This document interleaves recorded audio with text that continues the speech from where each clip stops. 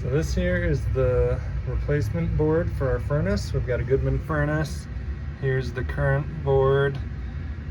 And the issues we're having is it seems like we've got a relay that's stuck on here that's constantly tripping the primary limit switch.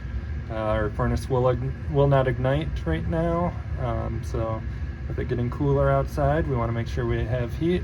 So we're going to go ahead and replace this board with our new replacement board. And just a quick side-by-side comparison here. They're similar in size, slightly different, but I've already kind of gone through and looked at the different connections and all the different connectors, and they all seem to be a good fit. So we're going to go ahead and get this new one installed. So obviously there's a lot of wires coming off our current board that we need to transfer over to the new one. So what I like to do is just to do pretty much a one-for-one replacement of each wire. So I'll take one, transfer it over to the new board. One thing that's nice about this board is it does come with these little white retaining clips on the four corners here, and that allows you to mount it onto the plate here back into the furnace. So I found that a couple of the clips from the original board broke as I was undoing them, but that's okay because the new board comes with the same clips. And what's nice is this is a pretty simple process. Most of these are just spade connectors that you simply just unplug from one board back into the new board, or these little socket connectors which just fit back into the same pin slots.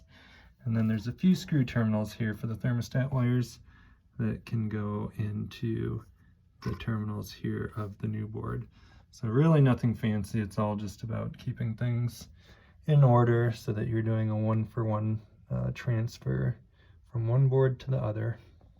All right, I've got the old board out, new board in place. It took me about 15 minutes just to get all the wires transferred over to the new board. Very simple process, no special tools other than just a screwdriver for the screw terminals down there.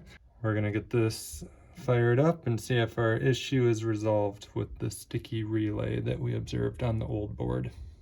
And with that open limit switch we were getting, we had a relay that was constantly clicking, which pointed over to the board as being the potential issue there. We had replaced the limit switch, that didn't work. So now here's the board. We're gonna see if this fixes it. So right now we've got our burners ignited. You can see it through the little viewport there. Might be kind of hard to see on camera, but the burners are lit. It means we're getting heat to the house. Our LED is no longer flashing. So this was a super simple fix. Saved a lot of money versus having to call out a repair service to switch over the board. Took about 15 minutes to fix this, and we're looking forward to having a warm house this winter.